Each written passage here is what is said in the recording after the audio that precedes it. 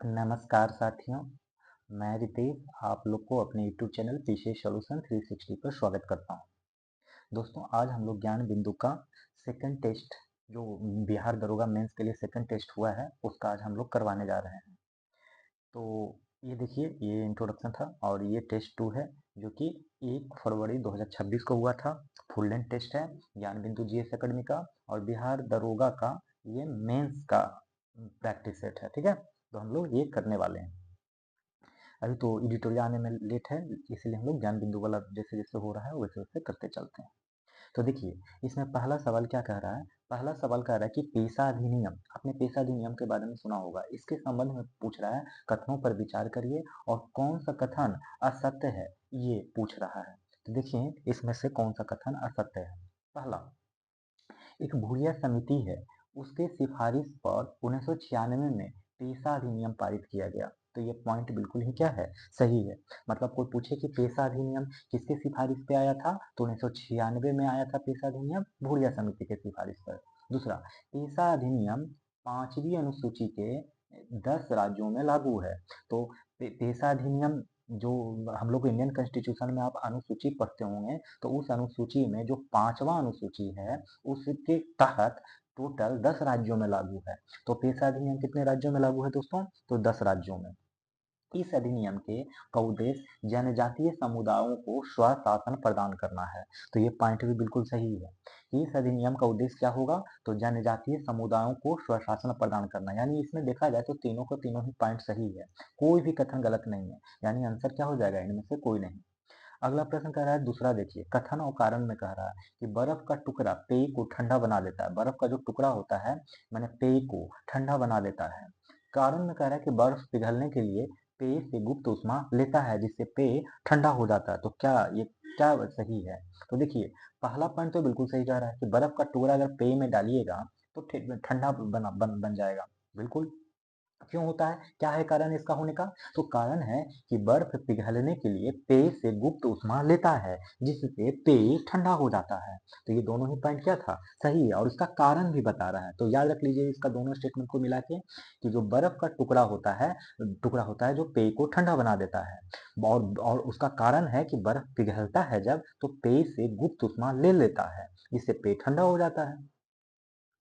चोल साम्राज्य का सर्वाधिक विस्तार किसके शासनकाल में हुआ, तो चोल साम्राज्य का जो सर्वाधिक विकास हुआ वो किसके शासनकाल में हुआ, ये आप लोग को बताना है। तो उसका हुआ है राजेंद्र प्रथम में। सही कुछ पूछ रहा है तो राजेंद्र प्रथम यानी ऑप्शन ए। तो याद रखिएगा कि चोल साम्राज्य का सर्वाधिक विस्तार किसके शासनकाल में हुआ, तो राजेंद्र प्रथम के काल में। हम लोग देखेंगे चौथा क्वेश्चन, कह रहा है कि रूट थ्री, ये मैथ का प्रश्न है दोस्तों। तो बताइए कि ये इसमें मैथ के प्रश्न कैसे बनाइएगा। इसमें बहुत सारे पेज हैं। देखिए, मैथ तो ज़्यादा नहीं बताया जा सकता लेकिन फिर भी मैं ट्राई करता हूँ इसको बनाने का।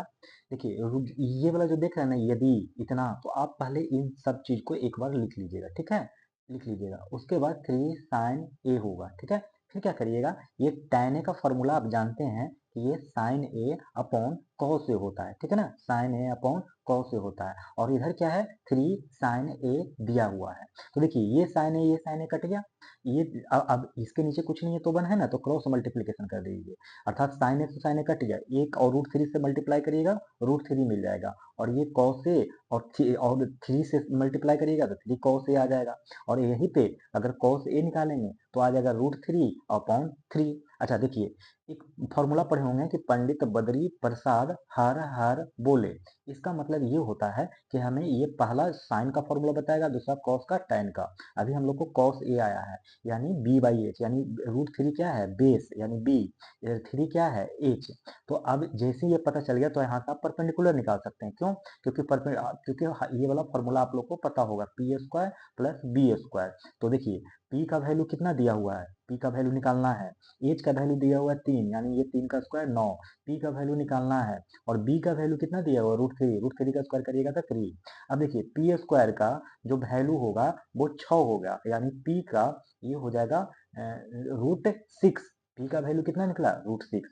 अब सुनिए, जैसे ये इतना निकल गया तो जानते हैं कोसेक का फॉर्मूला क्या होगा, तो यहाँ पे ऐसे लिखिएगा 2 root three into cos cosec किसका उल्टा होता है, साइन का, यानी एच बाई पी होगा। तो एच का वैल्यू कितना दिया हुआ है, ये एच का वैल्यू आपको दिया हुआ है 3 अपॉन, और बी का वैल्यू यदि बी का भी वैल्यू दिया हुआ है कितना, √3। तो देखिए ये √3 से ये √3 कैंसिल, यहाँ हो गया 6, और इधर देखिए गुना tan है, tan का क्या होगा पी बाई बी, तो पी अभी अभी आपने निकाला था √6, और कॉस सॉरी tan का होगा पी बाई बी, बी का वैल्यू आपको पता है √3 होगा, ठीक है। तो ये हो गया।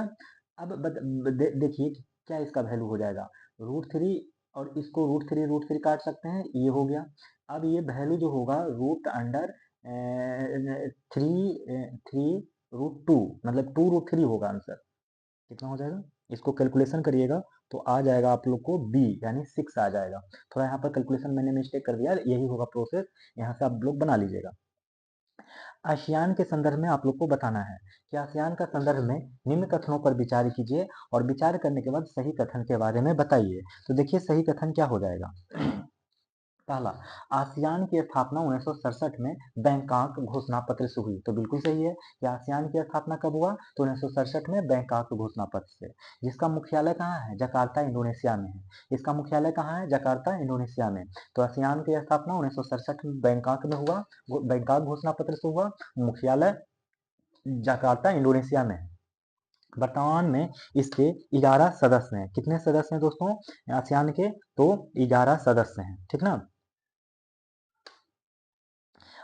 अब अगर इसमें क्या है मामला, अब हम लोग इसका मतलब ये होगा कि तीनों इसमें सही है, यानी ऑप्शन डी। छठा नंबर की तरफ देखिए, कथन और कारण है। तो कथन और कारण में क्या हो गया कि दक्कन पठार का निर्माण बेसाल्ट चट्टान से हुआ है, तो ये बिल्कुल सही कि दक्कन पठार जो है उसका निर्माण बेसाल्ट चट्टान से हुआ है। दक्कन पठार से काली मृदा का विकास हुआ है, बिल्कुल दक्कन पठार में काली मृदा का विकास हुआ है। लेकिन इसका कोई कथन और कारण सही, मतलब दोनों कथन कारण अपने आप में सही है, लेकिन कारण उसका सही व्याख्या नहीं करता है। हम लोग क्वेश्चन नंबर 7 देखेंगे। 7 में देखिए क्या कह रहा है कि पीले रंग के विपरीत कौन सा रंग आएगा। देखिए इसमें क्या है, पीला रंग का विपरीत क्या होगा, तो ढूंढिए। देखिए इसमें पीला मिल गया, और कहीं पीला है, नहीं है, तो पीला नहीं है। अब देखिए इसमें नारंगी, देखिए कि किसमें किसमें नारंगी है, इसमें नारंगी है नहीं, इसमें नारंगी है नहीं, इसमें मिला नारंगी, तो ये एक नारंगी हो गया। अब इन दोनों को कंपेयर कीजिए, नीला नीला मिल गया, तो बच गया एक पीला और बच गया एक बैंगनी, तो जाहिर सी बात है दो गो ये मिल जाएगा तो बच जाएगा जो उल्टा होगा, यानी पीला के विपरीत में कौन होगा, बैंगनी होगा। तो आप लोग को इतनी बात समझ में आ गया। 8 नंबर का प्रश्न देखिए, राजकोषीय स्वास्थ्य सूचकांक 2025 में शीर्ष प्रदर्शनकर्ता राज्यों के सही क्रम चुनिए। तो राजकोषीय स्वास्थ्य सूचकांक 2025 में शीर्ष प्रदर्शनकर्ता राज्यों में सबसे 1 पे कौन होगा, उड़ीसा, फिर दूसरे पे क्या होगा, छत्तीसगढ़, तीसरे में गोवा। तो ये इस तरीके से आप लोग को याद कर लेना है। तो राजकोषीय स्वास्थ्य सूचकांक 2025 में शीर्ष प्रदर्शनकर्ता राज्यों में उड़ीसा, छत्तीसगढ़ और गोवा है, ठीक है। और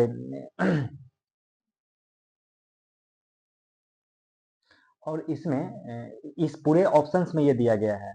और होगा क्या, अगला क्वेश्चन अगर हम लोग देखें 9वां नंबर, तो कह रहा फ्रांस के किस शासन के शासन काल में अमेरिका के 13 उपनिवेश ब्रिटेन से स्वतंत्र हो गए थे। तो वो हो गए थे लुई 16वां के शासन काल में। फ्रांस के किस शासक के शासन काल में अमेरिका के 13 उपनिवेश ब्रिटेन से स्वतंत्र हो गए, तो वो लुई 16वां। अब 10 नंबर का प्रश्न देखें, कह रहा है कि उस विकल्प का चयन करें जो अलैंगिक प्रजनन से संबंधित स्तंभ हैं, यानी स्तंभ 1 और स्तंभ 2। तो चलिए देखते हैं इसका आंसर। देखिए जो लीसमैनिया है ना, लीसमैनिया वो द्विखंडन विधि से होगा। लीसमैनिया का प्रजनन कैसे होगा, द्विखंडन विधि से। और ईस्ट कब होगा, मुकुलन विधि से। ईस्ट का प्रजनन मुकुलन विधि से। प्लाज्मोडियम का होगा बहुखंडन विधि से। हाइड्रा का पुनर्जनन से, लीसमैनिया का द्विखंडन, ईस्ट का मुकुलन, प्लाज्मोडियम का बहुखंडन, हाइड्रा का पुनर्जनन से होगा, ठीक है। अब 11 नंबर का प्रश्न देखिए कि निम्नलिखित में से कौन सी 81 से विभाज्य है। तो निम्नलिखित में से कौन सी संख्या जो है 81 से विभाज्य है, तो इसको देखिए ये जो 81 से विभाज्य होगा इसको कैसे बनाइएगा, इसका बनाने का बहुत सारा तरीका है कि सबको आप ना 81 से भागा दे दीजिए, ये तरीका है। तो इसमें ना आपको बहुत ज्यादा टाइम लगेगा, फिर चेक कर लीजिए कि कौन विभाज्य होगा। एक तो ये तरीका है। दूसरा तरीका क्या हो सकता है कि जरा देखिए, दूसरा तरीका ये होगा कि आप जानते हैं 81 को क्या करिए, एलसीएम फैक्टर निकाल लीजिए। मतलब 9 नमा 81, मतलब आप जानते हैं 9 9, ये जानते हैं आप, 9 9 जानते हैं। अब ये भी जानते हैं कि ये एक 9 से अगर पता चल जाए कि ये सब कट रहा है तो दूसरा का 9 से भी कटेगा, 100% कटेगा। तो आप क्या करिए, 9 से आप विभाजन करने का, जो विभाज्य करने का होता है तरीका, वो होता है कि अंकों को जोड़ दीजिए और 9 से भागा दे दीजिए। तो 5 2 7 3 10 और 2 12, क्या 9 से विभाज्य है? नहीं, तो पहला ऑप्शन तो कट गया। फिर देखिए इसमें 5 2 7, माने ये जो 5 2 6 5 लिखा हुआ है इन सबको जोड़िए। 5 2 7 7 13 5 18, ये तो 9 से कटता है दोस्तों, ये तो 9 से कट रहा है, यानी ये विभाज्य है। अच्छा ये भी चेक कर लीजिए, 5 और 9 9 8 17 5 22, क्या 9 से विभाज्य है? नहीं, ये ऑप्शन कट गया। 8 7 15 15 4 21 4 25, क्या 9 से विभाज्य है? नहीं, तो बच गया यही ना। तो 11 का हो गया क्या, सी। अब हम लोग देखेंगे 12 नंबर का प्रश्न। 12 नंबर में क्या कह रहा है कि सूची 1 को सूची 2 से मिलाएं, और सूची 1 में जो है भारत के गवर्नर जनरल हैं या वाइसराय हैं, और सूची 2 में क्या है, तो संबंधित विषय है। तो उससे संबंधित विषय बताइए। तो देखिए लॉर्ड एलन बेरो, जो लॉर्ड एलन बरो थे, उससे संबंधित विषय है कि भारत में दास प्रथा का अंत हुआ। कोई पूछे कि बताइए भारत में दास प्रथा का अंत हुआ किस वाइसराय के काल में, तो बताइएगा एलन बरो। फिर पूछे विलियम बेंटिक के काल में क्या हुआ, तो विलियम बेंटिक के काल में हुआ है विधि आयोग का गठन। तो विलियम बेंटिक के काल में क्या हुआ, विधि आयोग का गठन। और लॉर्ड मेयो के काल में क्या हुआ जी, तो लॉर्ड मेयो काल में हुआ सांख्यिकी सर्वेक्षण विभाग का गठन, और इन्हीं के टाइम पे प्रथम जनगणना भी हुआ था। लॉर्ड लैंसडाउन के काल में सम्मत आयु विवाह अधिनियम हुआ। क्या हुआ, सम्मत आयु आयु विवाह अधिनियम हुआ। इसके साथ ही हम लोग पढ़ेंगे 13 नंबर का प्रश्न। इस प्रकार से देखिएगा तो ऑप्शन कौन मिल रहा है, ए का 3, बी का 1, सॉरी बी का हो गया 4, तो बी का हो गया 4, ये वाला, ये नहीं, ये वाला थर्ड ऑप्शन, ठीक है ना। नहीं थर्ड नहीं, फोर्थ, डी मिलेगा, डी। माने ए का 3 है, बी का क्या हो जाएगा 4 है, और सी का क्या हो जाएगा 1 है, और डी का क्या मिलेगा 2। तो ये थर्ड फोर्थ ऑप्शन में। अब कह रहा है 13 नंबर। 13 नंबर में क्या कह रहा है, ध्यान से सुनिएगा कि निम्न कथनों पर आपको विचार करना है और कौन सही नहीं है, मैंने गलत बताना है। तो देखिए पहला, दक्षिणी गंगोत्री, नाम है दक्षिणी गंगोत्री, जो कि अंटार्कटिका में भारत का पहला शोध केंद्र था, जिसे 1985 से 87 में स्थापित किया गया था, और यह अब बर्फ में दब गया है। तो क्या यह बात सही है? तो देखिए पहला शोध केंद्र था जिसको कि 1900, ये बनाया गया कब गया था, 1983 से 84 में इसको स्थापित किया गया था। और ये 1985-87 में नहीं स्थापित किया गया था, बल्कि कितना में स्थापित किया गया था, तो 83-84 में दक्षिणी गंगोत्री अंटार्कटिका पर जो पहला भारत का शोध केंद्र है उसको स्थापित किया गया था 83-84 में गया था, और यह बर्फ में अब दब गया है। तो इस प्रकार से यह स्टेटमेंट गलत। क्यों गलत, क्योंकि 1985-87 नहीं बल्कि 1983-84 होगा। अब दूसरा देखिए, कह रहा है कि हिमाद्री नॉर्वे के पास आर्कटिक क्षेत्र में स्थित है, और यह भारत का आर्कटिक अनुसंधान केंद्र है। पहले थोड़ा सा एक चीज को देख लीजिए, ये पूरा अर्थ है। यहाँ पर इक्वेटर है, और इधर ऊपर में देखिएगा तो आर्कटिक है, और इधर अंटार्कटिका है। मैं लिख देता हूँ अंटार्कटिक, अंटार्कटिक नीचे है और आर्कटिक ऊपर है। अब ध्यान से सुनिए, कह रहा है ये जो अंटार्कटिक देख रहे हैं ना और आर्कटिक देख रहे हैं, दोनों में क्या है, पूरा का पूरा बर्फ है। तो इस अंटार्कटिक में एक जगह है, मैंने जगह नहीं है, मैंने अंटार्कटिक में भारत ने एक पहला शोध केंद्र बनाया, जिसका नाम रखा गया दक्षिण गंगोत्री। इसी जो कि 1983-84 में स्टेब्लिश किया गया था, जो कि अब बर्फ में दब गया है। उसी प्रकार से आर्कटिक में भी एक हम लोग ने नॉर्वे के नजदीक में हिमाद्री नाम का शोध केंद्र तैयार किया है, ठीक है, जो कि आर्कटिक अनुसंधान केंद्र है। तो आप समझ गए दूसरा कैसे सही हुआ। केंद्रीय नमक और समुद्री रासायनिक अनुसंधान संस्थान महाराष्ट्र में स्थित है, जो समुद्री रसायन और नमक से संबंधित शोध करता है। तो क्या यह बात सही है? नहीं। देखिए केंद्रीय नमक और समुद्री रासायनिक अनुसंधान संस्थान गुजरात के भावनगर में स्थित है। कहाँ स्थित है? महाराष्ट्र में नहीं होके गुजरात के भावनगर में स्थित है। जो समुद्री रसायन और नमक से संबंधित शोध करता है।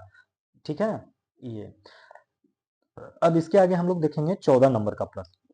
14 नंबर का प्रश्न क्या कह रहा है कि अनुच्छेद 368। अब देखिए अनुच्छेद 368 है, इसमें जानते हैं कि अनुच्छेद 368 में क्या होता है, संविधान संशोधन। इसी के संबंध में आप लोग को कथनों पर विचार करना है और असत्य कथन माने गलत कथन को चुनना है। तो देखिए क्या होगा असत्य कथन। पहला पॉइंट कि अनुच्छेद जो 368 है ना, उसमें दो प्रकार से संविधान संशोधन की व्यवस्था करता है। बिल्कुल, कितने प्रकार के संविधान संशोधन की व्याख्या होता है, तो दो प्रकार से। कौन से प्रकार होगा, एक तो संसद को विशेष बहुमत के द्वारा होता है संशोधन, विशेष बहुमत से एक प्रकार हुआ। और दूसरा प्रकार कैसे होता है कि संसद के विशेष बहुमत तो होगा ही होगा, अब प्लस आधे राज्यों द्वारा साधारण बहुमत के माध्यम से संस्तुति द्वारा, आधे राज्यों यानी साधारण विशेष बहुमत तो होगा और उसके साथ साथ आधे राज्यों का स्वीकृति भी चाहिए। तो ये पॉइंट तो सही है। दूसरा पॉइंट क्या कह रहा है कि 24वां संविधान संशोधन अधिनियम 1971 ने, कब 24वां संविधान संशोधन 1971 ने राष्ट्रपति के लिए संविधान संशोधन विधेयक पर सहमति के लिए बाध्य बनाता है। तो क्या ये बाध्य बनाता है? तो ये बाध्य नहीं बनाता है दोस्तों। ये पॉइंट जो लिखा हुआ है गलत लिखा हुआ है। दोनों सदनों में गतिरोध होने पर दोनों सदनों की संयुक्त बैठक में संविधान संशोधन विधेयक के पास किया जाता है। तो ये पॉइंट क्या है, ये पॉइंट भी गलत है, क्योंकि दोनों सदनों में गतिरोध होने पर दोनों सदनों की संयुक्त बैठक नहीं बुलाया जाता है। ठीक है, तो इस हिसाब से पहला सही है, दूसरा तीसरा गलत, यानी इसमें असत्य खोजने कह रहा है तो बी ऑप्शन सही हो जाएगा। सॉरी सॉरी सॉरी, मैं कुछ गलत बोल दिया हूँ, सॉरी। इसमें ये वाला ऑप्शन गलत नहीं होगा, ये मतलब ये वाला पॉइंट सही है कि 24वां संविधान संशोधन हुआ था, जिसमें 1971 में हुआ था 24वां संविधान संशोधन। तो याद रख लीजिए 1971 में कौन सा संविधान संशोधन हुआ था, 24वां। और उसके तहत संविधान संशोधन विधेयक पर सहमति के लिए बाध्य होता है कौन, राष्ट्रपति। जब कोई संशोधन विधेयक जाएगा तो राष्ट्रपति उसको पारित करेगा ही करेगा। ठीक है, अब 15 नंबर का देख लीजिए क्या कह रहा है। 15 नंबर का प्रश्न, 15 नंबर का प्रश्न कह रहा है कि निम्नलिखित कथनों पर विचार कीजिए और विचार करने के बाद बताना है। इसमें विचार कर लीजिए, ये तीनों स्टेटमेंट लिखा हुआ है, तीनों स्टेटमेंट पढ़ लेने के बाद पूछ रहा है कि उपयुक्त कथनों में से कौन सा कथन सत्य है, ये पूछ रहा है। तो देख लेते हैं कौन से कथन सत्य है। पहला पॉइंट कह रहा है इसमें कि ह्वेन सांग भारत आने वाला प्रथम चीनी यात्री था जो हर्ष के शासन काल के दौरान आया था। तो क्या ये बात सही है? सत्य कथन पूछ रहा है दोस्तों, तो बताइए कि क्या ये गलत है या सही है, ये आप लोग को बताना है। तो क्या है,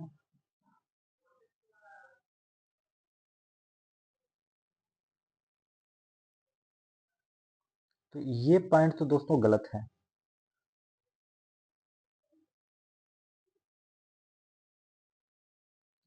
देखिए दोस्तों, ये जो है कि पहला पॉइंट कह रहा है कि ह्वेन भारत आने वाला प्रथम चीनी यात्री था जो हर्ष के शासनकाल में के दौरान आया था। ये गलत है। क्यों गलत है? क्योंकि ह्वेन आया तो था हर्ष के शासनकाल में, लेकिन ये प्रथम चीनी यात्री नहीं था। प्रथम चीनी यात्री फाहियान था। कौन था प्रथम चीनी यात्री? फाहियान। और ह्वेन के बारे में एक थोड़ा सा कथन याद रखिए कि सी यू की रचना की थी। तो कोई पूछे कि सी यू की रचना किसने की, तो ह्वेन ने की, तो ये आपको याद हो जाएगा।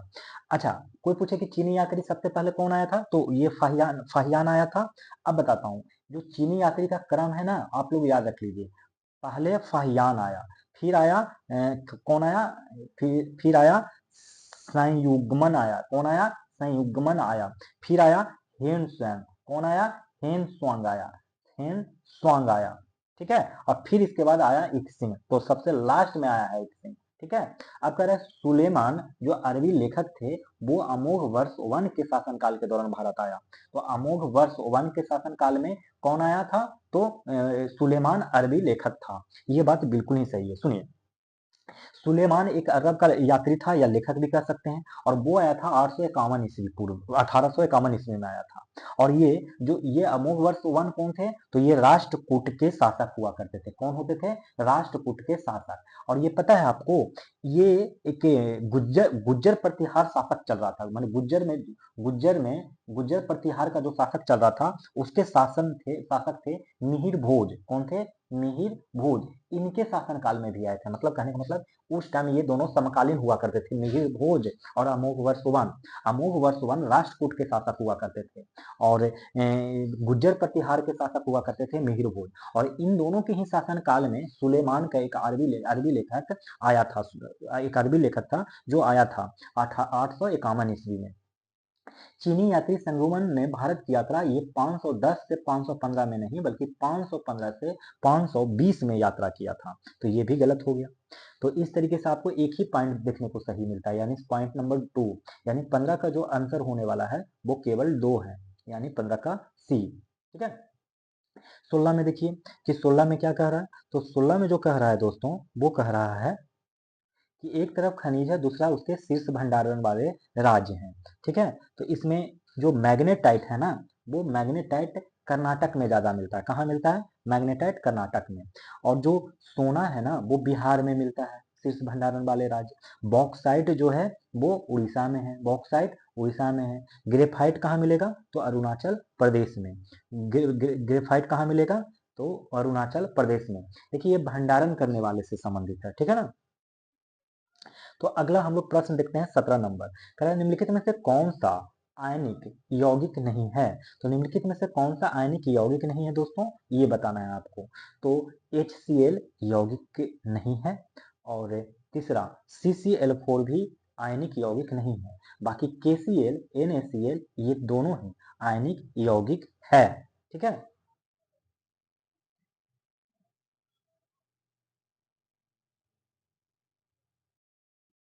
तो देखिए 18 नंबर को प्रश्न, किस देश ने 28 अप्रैल को राष्ट्रीय शोक दिवस घोषित किया है? तो राष्ट्रीय शोक दिवस 28 अप्रैल को किसने घोषित किया है? तब वो देश है ईरान। कौन सा देश है? ईरान। 19 नंबर का क्वेश्चन देखते हैं तो पता चलता है कि भारतीय विश्वविद्यालय अधिनियम के संदर्भ में निम्नलिखित कथनों पर विचार करना है और कौन सा कथन सही नहीं है उस पर ध्यान देना है। तो देखिए कौन सा कथन सही नहीं है। कह रहा है कि 1902 में टॉमस रैले की अध्यक्षता में विश्वविद्यालय आयोग का गठन किया गया था। बिल्कुल ही पॉइंट क्या है? सही है। तो भारतीय विश्वविद्यालय अधिनियम जो है तो 1902 में टॉमस रैले की अध्यक्षता में विश्वविद्यालय आयोग का गठन किया गया था। दूसरा कह रहा है कि दादा भाई नौरोजी ने इसे राष्ट्रीय शिक्षा के पीछे की ओर ले जाने वाला अधिनियम की संज्ञा दी। ऐसा इन्होंने नहीं कहा। तो किन्होंने कहा? किसी ने तो कहा होगा। कहा था गोपाल कृष्ण गोखले ने। किन्होंने कहा था? गोपाल कृष्ण गोखले ने कहा था इस अधिनियम को, भारतीय विश्वविद्यालय अधिनियम को, कि राष्ट्रीय शिक्षा के पीछे की ओर ले जाने वाला अधिनियम। किन्होंने कहा? गोपाल कृष्ण गोखले ने। तो ये पॉइंट गलत है, यही पूछ रहा था कि कौन गलत है, तो ये बी ऑप्शन सही हो जाएगा। फिर भी देखिए सी ऑप्शन कह रहा है कि इसके तहत प्राइवेट कॉलेजों पर सरकारी नियंत्रण कठोर हो गया। तो ये बात सही है कि इसके तहत, इस भारतीय विश्वविद्यालय अधिनियम के तहत प्राइवेट कॉलेजों पर सरकारी नियंत्रण कठोर हो गया। ये भी पॉइंट सही। 1904 में भारतीय विश्वविद्यालय अधिनियम पारित हो गया। ये भी सही। ठीक है।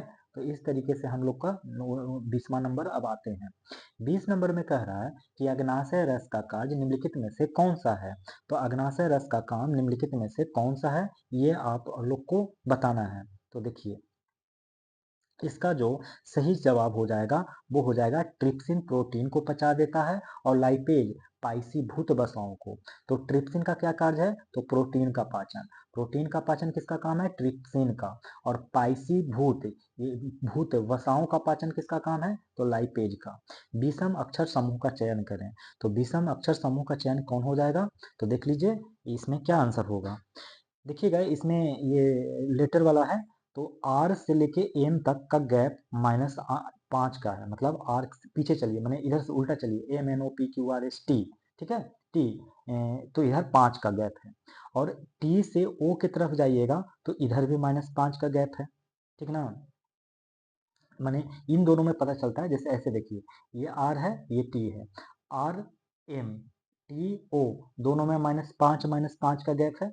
अच्छा, अब इधर O और Q देखिए, O J और ये M। तो इसमें देखिएगा तो -4 का गैप है और इसमें -5 का गैप है। जैसे MNOPQR इस तरीके होता है ना, इस तरीके से। तो देखिएगा तो इन तीनों में -4 और -5 का ही गैप मिलेगा, लेकिन इसमें -5 और -5 का गैप है, इसीलिए ये ऑड मैन आउट है। तो बना लीजिएगा इसको थोड़ा। अब अगली बार से थोड़ा 22 नंबर प्रश्न देखिए, कह रहा कौन से युग में सुमेलित नहीं है। तो एक तरफ शेयर बाजार है और दूसरी तरफ उससे संबंधित देश दिया गया है, तो बताना है कि कौन से शेयर बाजार किधर किधर है। तो देखिए डोव जोन्स जो है वो क्या सही है? तो हाँ, डोव जोन्स जो शेयर बाजार है वो न्यूयॉर्क का यानी यूएसए का है। हैंग सेंग कहाँ का है? तो हांगकांग का। हैंग सेंग कहाँ का है? तो हांगकांग का। फ्रैंकफर्ट ऑस्ट्रिया का नहीं है दोस्तों, ये जर्मनी का है। फ्रैंकफर्ट कहाँ का शेयर बाजार है? तो जर्मनी का है। लेकिन बारसा पोलैंड का है, तो ऑप्शन सी हो जाएगा, तो बारसा पोलैंड का। सदिश तथा अदिश राशियों के बारे में नीचे दिए गए कथनों पर विचार कीजिए। तो चलिए हम लोग विचार करते हैं, और विचार करके सत कथन पूछ रहा है। तो कह रहा है कि सदिश राशि में दिशा होती है परंतु परिमाण नहीं होता, गलत। जबकि सदिश राशि का डिफिनेशन ही होता है कि जिसमें दिशा और परिमाण दोनों ही होता है। यहाँ पर नहीं देके ये स्टेटमेंट गलत कर दिया, तो ये स्टेटमेंट गलत है। अदिश राशि में दिशा और परिमाण दोनों होती है, बिल्कुल गलत। दोनों नहीं होती है अदिश राशि, देखिए उल्टा डिफिनेशन दे दिया गया है। सदिश राशि वाला ये डिफिनेशन है, अदिश राशि वाला ये डिफिनेशन है। विद्युत क्षेत्र सदिश राशि, जबकि विद्युत धारा अदिश राशि है, तो बिल्कुल हाँ। देखिए जितना भी फील्ड आएगा ना, फील्ड से जैसे यहाँ क्षेत्र है, क्षेत्र का इंग्लिश होता है, मैंने क्षेत्र जहाँ पे आ जाए जिसको इंग्लिश है फील्ड, तो वो सब क्या हो जाएगा? सदिश राशि। तो क्या हो जाएगा? सदिश राशि। लेकिन ये विद्युत धारा जो है ये हो जाएगा अदिश राशि, ये एक्सेप्शन है। ये एक्सेप्शन क्या एक्सेप्शन है जो मैं बताता हूँ। देखिए कोई भी पूछा जाएगा ना आपसे कि सदिश कौन है, अदिश कौन है, तो आप उस वर्ड में देखिएगा कि क्या ये व या तो व है क्या। अगर ये दोनों मिल जाएगा तो हो जाएगा वो सदिश राशि। तो देखिए और दूसरा एक और, क्षेत्र जहां लिख जाए, चाहे कोई भी चुंबकीय क्षेत्र हो या कोई भी क्षेत्र जहां दिख जाए, तब वो हो जाएगा पक्का क्या? सदिश राशि। और जहां धारा दिख जाए तब वो हो जाएगा अदिश राशि। ये एक्सेप्शन है। उसी प्रकार से व यहाँ भी देख रहे हैं तो इस प्रकार से ये सदिश राशि होगा। लेकिन आप कहिएगा कि व देखिए यहाँ पे ये है, तो यहाँ पे सिर्फ अदिश राशि का ये अदिश राशि होगा, क्योंकि ये एक्सेप्शन है जो कि आपको याद रखना होगा। क्योंकि ऐसे भी याद रखिए जहां धारा दिख जाए वो क्या होगा? अदिश राशि। तो इस तरीके से आगे बढ़िए। तारिक उल हिंद पुस्तक के रचयिता कौन थे? तब वो कौन थे दोस्तों? तो वो थे तारिक उल हिंद का रचयिता कौन है बताइए? अल बरूनी। कौन थे? अल बरूनी। अच्छा इसमें देखिए क्या क्या है, तारिक उल का तो अल बरूनी हो गया। और एक याद है चचनामा, उस चचनामा को किसने लिखा था?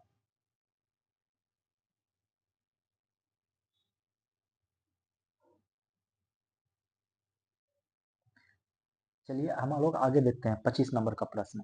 25 कह रहा है कि निम्नलिखित में से किसे शांति का नोबेल पुरस्कार 2025 में दिया गया? तो शांति का दिया गया मारीना कोरिनो मचाडे, ठीक है, मारीना कोरिना मचाडो। नोबेल पुरस्कार से बहुत ही इंपॉर्टेंट होता है दोस्तों, नोबेल पुरस्कार बढ़िया से करके जाइएगा। 26 नंबर, ऑक्सीकरण अभिक्रिया के बारे में कौन सा कथन सही है? तो ऑक्सीकरण अभिक्रिया के बारे में इनमें से कौन सा कथन सही है ये बताने का रहा है। तो सही हो जाएगा कि ऑक्सीकरण ऑक्सीजन ग्रहण करने या हाइड्रोजन का त्याग करने की प्रक्रिया है। तो ऑक्सीकरण क्या है? तो ऑक्सीजन ग्रहण करने या हाइड्रोजन का त्याग करने की प्रक्रिया है ऑक्सीकरण। ठीक है। 27 नंबर, भारतीय संविधान के अनुच्छेद 2 के तहत संसद को प्रदत्त शक्ति के संबंध में निम्नलिखित में से कौन सा कथन असत्य है? तो ये जो कथन है असत्य वो है संसद किसी नए राज्य के गठन के लिए केंद्र शासित प्रदेश यूनियन टेरिटरी को भी शामिल कर सकता है। नहीं, संसद को अगर किसी नए राज्य का गठन करना हो तो केंद्र शासित प्रदेश को यूनियन टेरिटरी को शामिल नहीं करेगा। ठीक है, क्या करेगा? शामिल नहीं करेगा। बाकी देख लीजिए, बाकी सब सही है। असत्य पूछ रहा था, यही असत्य है। बाकी का सबका सब क्या है? सत्य है। तो पता चल गया कि ये वाला गलत है, ऑप्शन के हिसाब से असत्य ढूंढने कर रहा था तो यही हो जाएगा। बाकी ये सब कथन सत्य है कि संसद जो है भारत संघ में नए राज्यों को शामिल कर सकती है। बिल्कुल, संसद क्या है कि भारत संघ में नए राज्यों को शामिल कर सकती है, और संसद नए राज्यों की स्थापना भी कर सकती है। तो नए राज्यों की स्थापना करना और नए राज्यों को शामिल करना भारत संघ में, ये दोनों संसद का कार्य है। संसद द्वारा बनाए गए नवनिर्मित राज्य संबंधित कानून को संविधान के अनुच्छेद 368 के तहत संविधानिक संशोधन नहीं माना जाएगा। क्या नहीं माना जाएगा? तो 368 के तहत संवैधानिक संशोधन नहीं माना जाएगा। अगला, गांव एक लघु गणराज्य है, किसने कहा?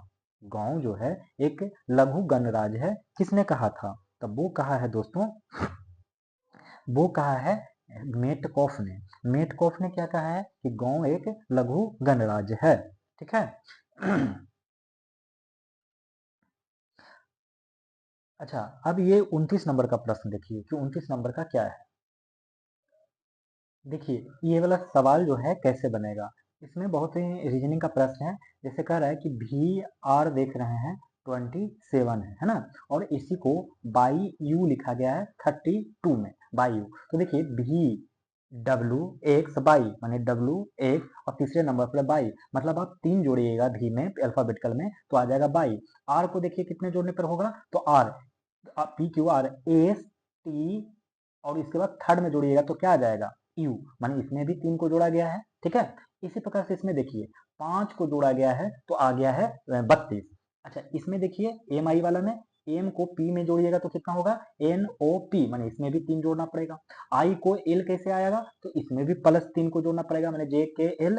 अब देखिए 9 को 14 में जोड़िएगा तो 5 आ जाएगा, तब ये तो ये होगा, यही फॉलो कर रहा है, +3 जोड़ना, +3 जोड़ना और नंबर में +5 जोड़ना, +3 जोड़ना अल्फाबेटिकल में, +3 जोड़ना और +5 जोड़ना नंबर में। उसी प्रकार से हम लोग को इसमें बनाना है। इसमें अगर जी में +3 जोड़िएगा तो एच आई जे, सी में +3 जोड़िएगा तो डी ई एफ, 13 में +5 जोड़िएगा तो 18, यानी आंसर में जो भी जे एफ 18 होगा वही आपका आंसर होने जा रहा है।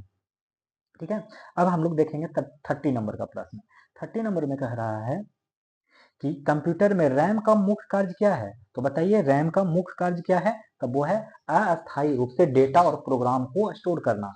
अस्थायी रूप से डेटा और प्रोग्राम को क्या करना, स्टोर करना।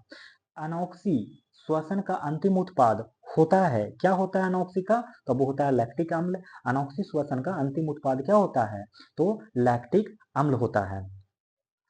अब देखिए हम लोग को बनाना है 32 नंबर का प्रश्न कि भारत में हरित क्रांति का जनक कहा जाता है स्वामीनाथन को। भारत में हरित क्रांति का जनक किसे किन्हें कहा जाता है, तो एम एस स्वामीनाथन को। निम्नलिखित कथनों पर विचार कीजिए और विचार करने के बाद असत्य कथन का चयन कीजिए। तो विचार करिए और असत्य कथन का चयन कीजिए। पहला क्या कह रहा है कि प्रथम गोलमेज सम्मेलन का सभापतित्व ब्रिटिश प्रधानमंत्री रैमजे मैकडोनाल्ड ने की थी, तो ये बात बिल्कुल सही है कि जो प्रथम राउंड टेबल कॉन्फ्रेंस हुआ था, पहला आरटीसी हुआ था, तब उसका जो सभापतित्व किए थे तो वो ब्रिटिश के प्रधानमंत्री मैकडोनाल्ड किए थे। लेकिन दिल्ली वार्ता अप्रैल 1931 में हुई थी, ये गलत है, क्योंकि ये अप्रैल 1931 में नहीं, गांधी इरविन का समझौता जिसको दिल्ली वार्ता यानी दिल्ली पैक्ट के नाम से जाना जाता है, वो हुआ था 5 मार्च 1931। यहाँ बोल रहा है अप्रैल, तो इसीलिए पॉइंट गलत हो गया। पूना पैक्ट समझौता पर गांधी जी की ओर से तेज बहादुर सप्रू ने हस्ताक्षर किया था, नहीं, ये भी गलत है।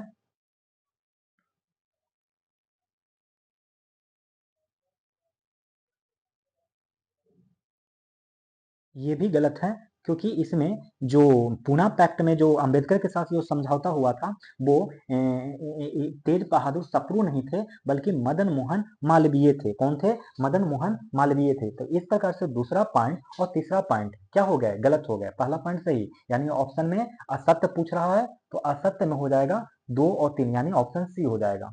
अगला प्रश्न, निम्नलिखित में से किस देश में प्रत्यक्ष लोकतंत्र की व्यवस्था है, तो किस देश में प्रत्यक्ष लोकतंत्र की व्यवस्था है, तो स्विट्जरलैंड में। अब देखिए 35 नंबर का प्रश्न कि 35 नंबर का प्रश्न देखिए कि कैसे बनेगा।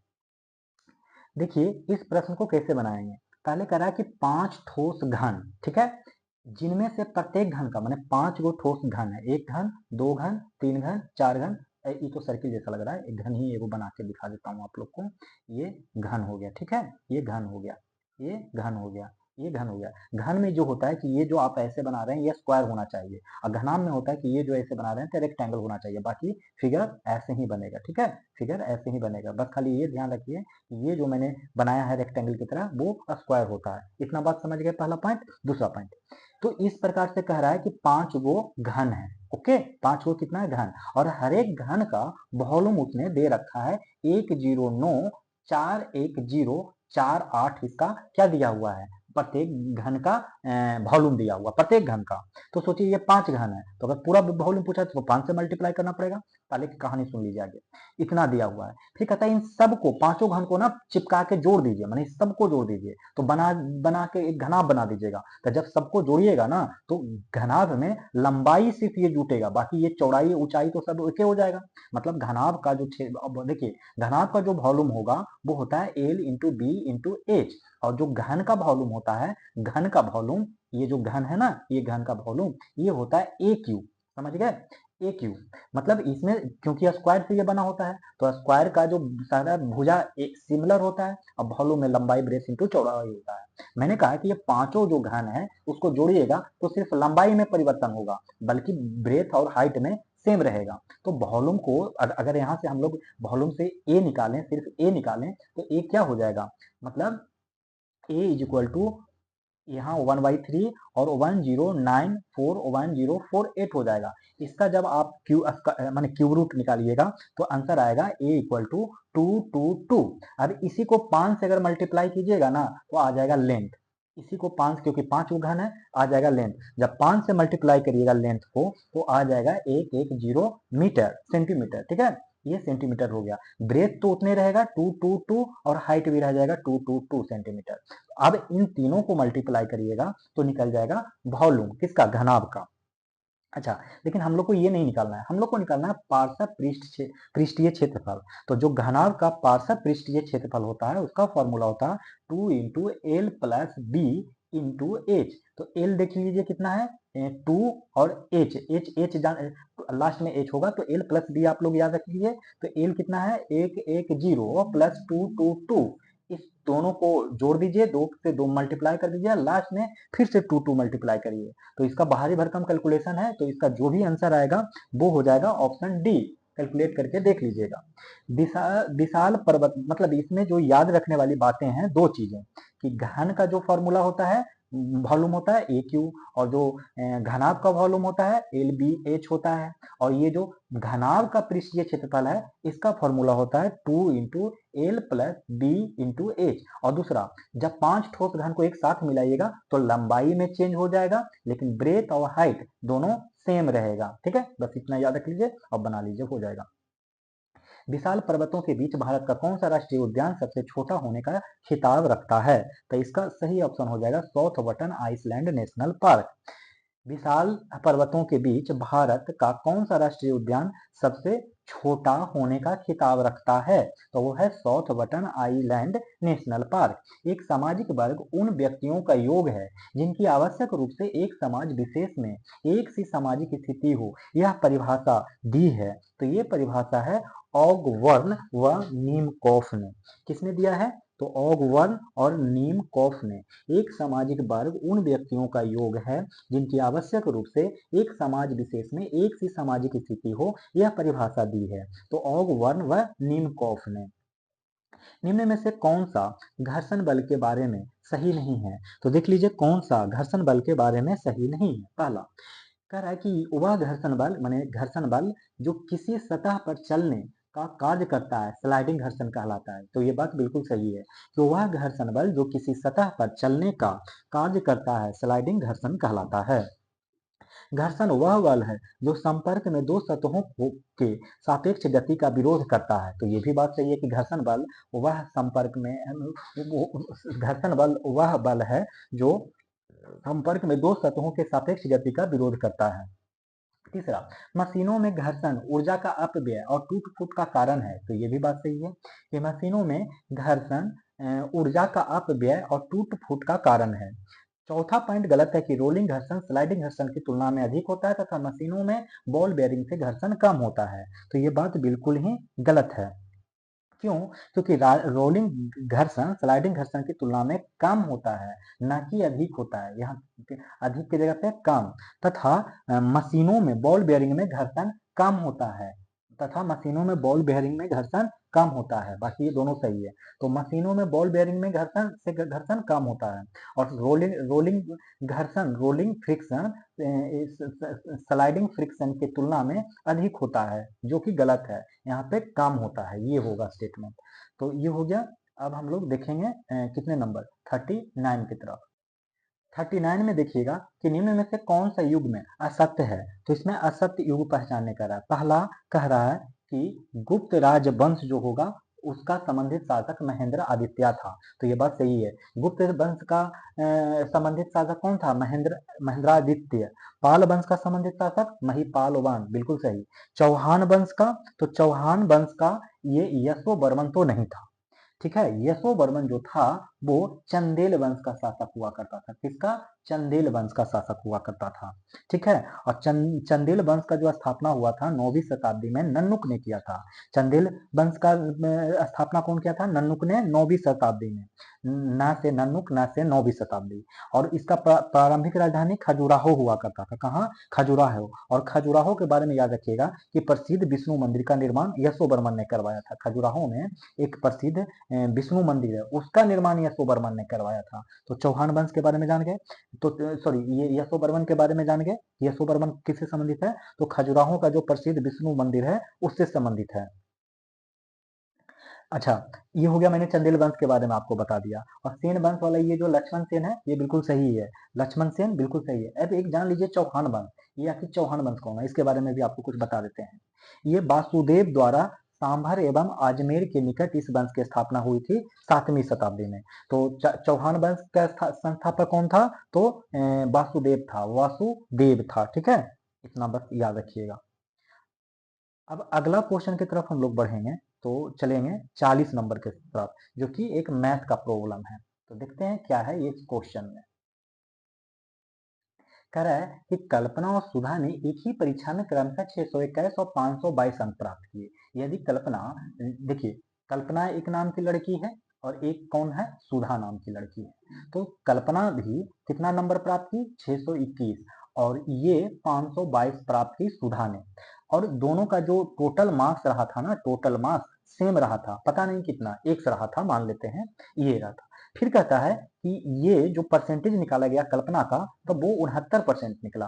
तो पूछ रहा है सुधा का परसेंटेज कितना होगा, ये पूछ रहा है। तो अगर हमें ये टोटल मार्क्स पता चल जाता तो हो जाता, मतलब ये 100% मार्क्स में से था, तो 69% मार्क्स कल्पना को आया, अर्थात 69% इज इक्वल टू 621। तो 100% बराबर बताइए कितना? 621 और बटा 100। तो पूछ रहा है 50, तो ये पूछ रहा है कि 522 पे कितना हो जाएगा, यही ना। तो बाद में निकाल लेंगे कि 520, पहले तो ये निकाल लें कि टोटल मार्क्स कितना था, और नहीं तो ऐसे भी निकाल सकते हैं कि देखिए 69% वाला मैंने यहाँ निकाला कि 69% इज इक्वल टू 621। ये भी एक मेथड हुआ, इससे से भी निकाला जा सकता है। फिलहाल दूसरे मेथड से हम लोग जल्दी बना लेंगे। 69% इक्वल टू 621, तो बताइए एक मार्क्स बराबर कितना परसेंट, यानी 69 और बटा 621। ये भी तो हो सकता है ना, बिल्कुल हो सकता है।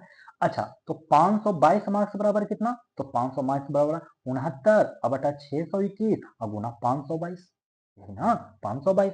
इसको परसेंटेज निकालिएगा तो आएगा 58%। कैलकुलेट कर लीजिएगा, आ जाएगा 58%। यही तरीका है। निम्नलिखित में से असत्य युग्म को चयन कीजिए। तो असत्य युग्म में क्या हो जाएगा, इसमें ये बताने कह रहा है। तो देखिए इसमें असत्य युग्म में जो हो जाएगा वो खोज लेते हैं। पहले देख लीजिए, पोचमपाल परियोजना गोदावरी नदी, बिल्कुल सही है। बाण सागर परियोजना सोन नदी, ये भी सही है। तुलबुल परियोजना झेलम नदी, ये भी सही है। लेकिन श्री सैलम परियोजना तुंगभद्रा नदी नहीं बल्कि कृष्णा नदी पे है। किस नदी पे है? कृष्णा नदी। तो आप लोग ऐसे याद रख लीजिएगा। अब कह रहा है यहाँ पे 42 नंबर प्रश्न है। 42 नंबर का प्रश्न देखिए कि ये न्यूमेरिकल है फिजिक्स का।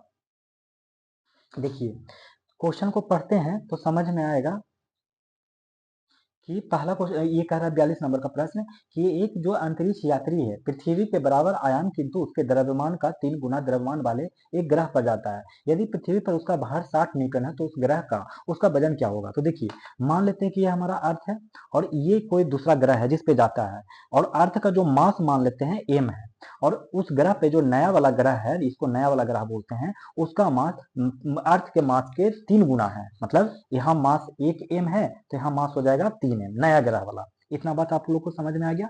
अच्छा, अब कह रहा है कि जो धरती पे है ना, माने अर्थ पे ना है, तो वेट 60 न्यूटन है। तो पूछ रहा है कि यहाँ पर वेट बताइए कितना होगा, यही सवाल है आपसे। तो इसको बनाएंगे कैसे कि जानते हैं कि इस W इक्वल टू mg होता है ना। और एक इसका मीनिंग क्या हुआ कि W equal to m into ये जो जी है ना, जी का जो फॉर्मूला होता है स्मॉल जी का, जो ग्रेविटेशनल है, वो होता है जी माने ग्रेविटेशनल कांस्टेंट, एम माने मास ऑफ अर्थ, और बटा मास ऑफ रेडियस मतलब रेडियस ऑफ अर्थ। ये तो इस जो एम इंटू जी है, तो इस जी के जगह पे हम लोग ये वाला जी के जगह पे हम लोग ये वाला पुट कर दें, जी एम बटा आर स्क्वायर, जी एम बटा आर स्क्वायर। तो ये हो गया क्या, डब्ल्यू का वैल्यू कहाँ पे, अर्थ वाला। लेकिन ये कह रहा है कि ये एम हुआ मास ऑफ अर्थ, जी हो गया यूनिवर्सल मतलब यूनिवर्सल ग्रेविटेशनल कांस्टेंट, और आर हो गया अर्थ का रेडियस। इसी प्रकार से अगर नया वाला ग्राफ होगा तो उसके लिए डब्ल्यू क्या हो जाएगा, ये तो एम का एम रहेगा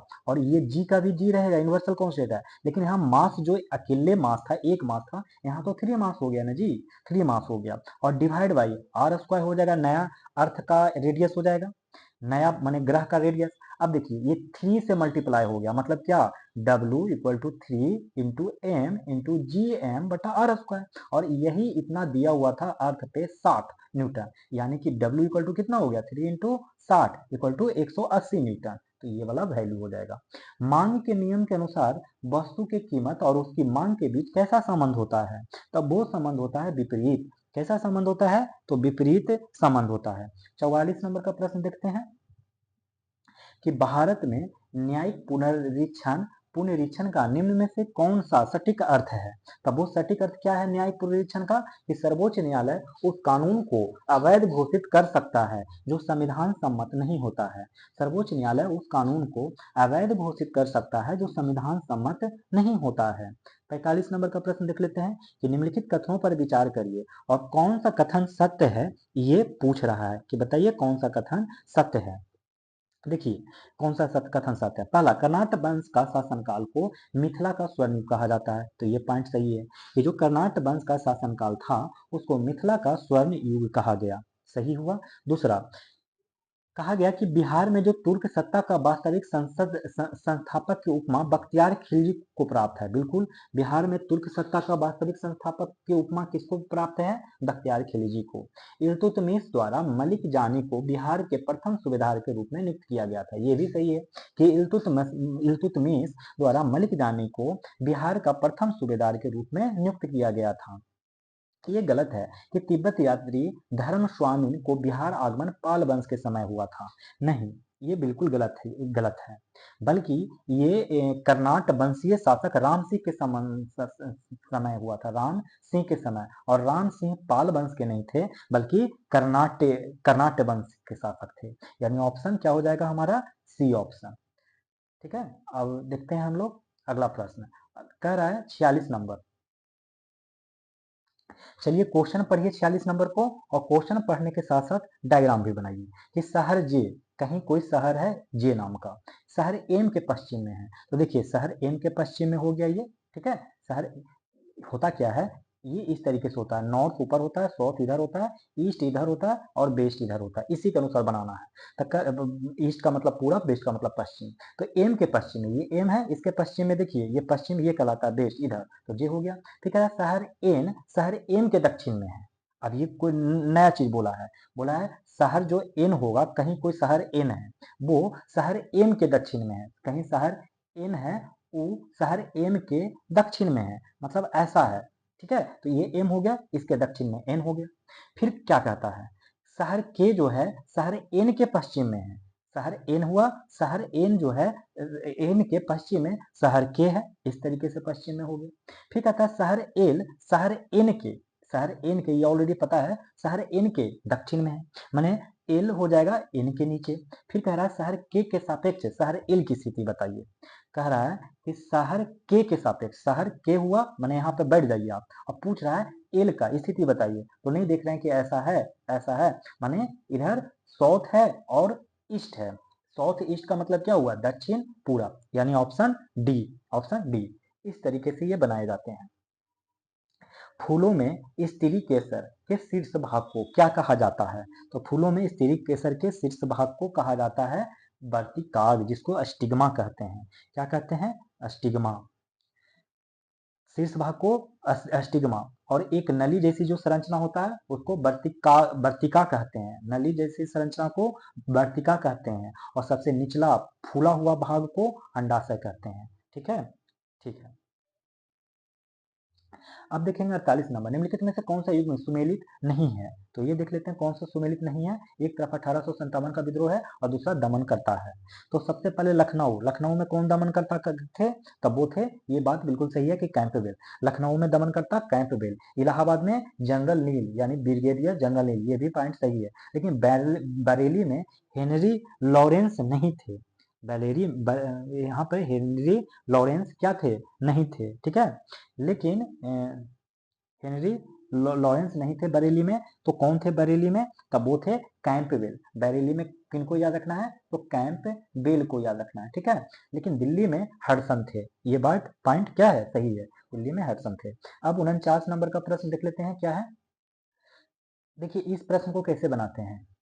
ये है कि A:B, इसको, इस पूरे से सिस्टम को A:B समानुपाती B:C, इसको ऐसे लिखा जाता है दोस्तों। कैसे? A/B और इस जो चार को देख रहे हैं ना, इसको इक्वल के तरफ में समझा जाता है।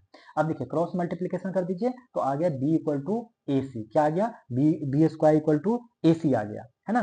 क्या आ गया? यहाँ पर लिखिए B square equal to AC। अब देखिए B का वैल्यू दिया हुआ है कितना? 18, तो ये तो 18 का स्क्वायर हो जाएगा। और ए का वैल्यू नहीं दिया हुआ तो ए ही रह जाएगा, लेकिन सी का वैल्यू दिया हुआ है क्या? 4a। कितना दिया हुआ? 4a, यानी 18 का स्क्वायर को कितना हो जाता है? 324 हो जाता है। और इधर हो गया 4a स्क्वायर, मतलब इसको काटिएगा तो कितना होगा? 4 × 32 और 41, और तो ए स्क्वायर बराबर कितना हो गया? 81। तो ए इक्वल टू 9, है ना। ए इक्वल टू कितना आ गया? 9।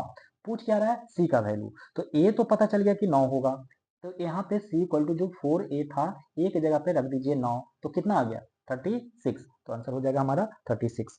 अब अगला प्रश्न देख लेते हैं। पीएम सूर्य घर घर मुफ्त बिजली योजना का अन्य नाम क्या है? तब वो है प्रधानमंत्री सूर्योदय योजना। क्या नाम है? प्रधानमंत्री सूर्योदय योजना। ठीक है ना। ये वाला शुभारंभ हुआ था 15 फरवरी 2024 को। कब हुआ था? 15 फरवरी 2024 को। ये वाला आप लोग याद रखिएगा। अब हम लोग बढ़ते हैं कितना नंबर? 51 नंबर प्रश्न है। कह रहा है निम्नलिखित में से कौन सा हिल स्टेशन जहां पर्यटक सर्दियों में इग्लू का अनुभव करते हैं? तब वो है पहलगाम। कहाँ? पहलगाम। निम्नलिखित में से कौन सा हिल स्टेशन जहां पर्यटक सर्दियों में इग्लू का अनुभव कर सकते हैं? तो पहलगाम। ठीक है। अगला प्रश्न 52 नंबर में देखिए। 52 नंबर में कह रहा है मिलान करने कह रहा है। तो भूकंप को किससे मापा जाता है? तो भूकंप को मापा जाता है दोस्तों सिस्मोग्राफ से। और ऊंचाई को किससे मापा जाता है? तो ऊंचाई को मापा जाता है अल्टीमीटर से। विद्युत धारा को ए मीटर से, प्रतिरोध को ओम से। तो ये तो आसान प्रश्न था। भारतीय संविधान में कौन सा अनुच्छेद सहकारी समितियों के उन्नयन से संबंधित है? तब वो संबंधित है अनुच्छेद 43 का ख। तो भारतीय संविधान में कौन सा अनुच्छेद सहकारी समितियों के उन्नयन से संबंधित है? अनुच्छेद 43 का ख। अब 54 नंबर का प्रश्न देखिए। 54 में कह रहा है कि महेश एक बैंक से 3100 रुपया निकालता है। उसे 50 रुपया और 100 रुपया का मूल वर्ग के कुल 34 नोट मिलते हैं।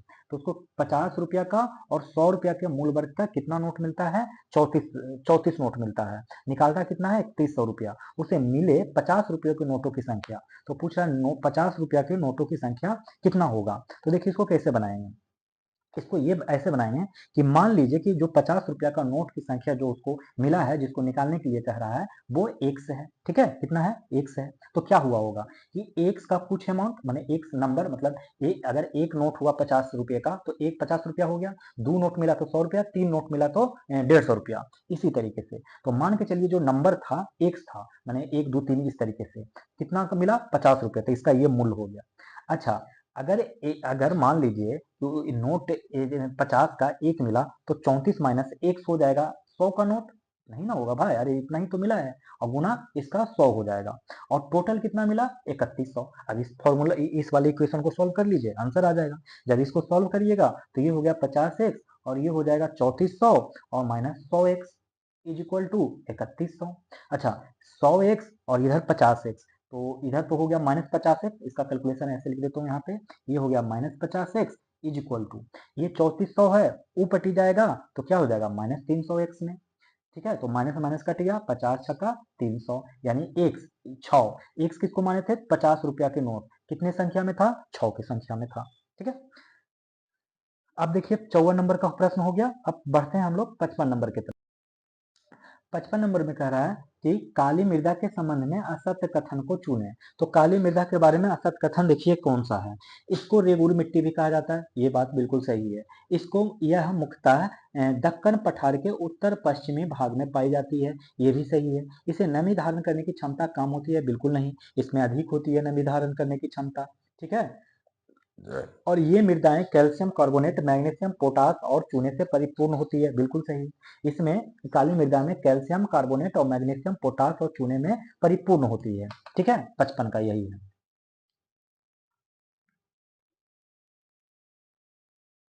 तो इस तरीके से ऑप्शन हमारा सी हो जाएगा आंसर। तो अब हम लोग देखेंगे कितना नंबर का क्वेश्चन, 56 नंबर का क्वेश्चन। 56 करा, कृताजुनी के लेखक भारवी किसके दरबार में रहते थे। तब वो रहते थे सिंह विष्णु के दरबार में। किसके दरबार में रहते थे, सिंह विष्णु के दरबार में। निम्न में से कौन सा युग में गलत है, तो बताइए कि कौन सा युग में गलत है। पहला करा कि राजस्व घाटा इक्वल टू होता है राजस्व व्यय माइनस राजस्व प्राप्तियां। तो देखिए व्यय माइनस प्राप्तियां, व्यय माइनस प्राप्तियां राजस्व घाटा होता है। तो राजस्व घाटा इक्वल टू राजस्व व्यय माइनस राजस्व प्राप्तियां, पहला सही हो गया। दूसरा, प्रभावी राजस्व घाटा क्या होता है। अब राजस्व घाटा में प्रभावी लग जाए तो राजस्व घाटा होगा, ये माने ये वाला होगा।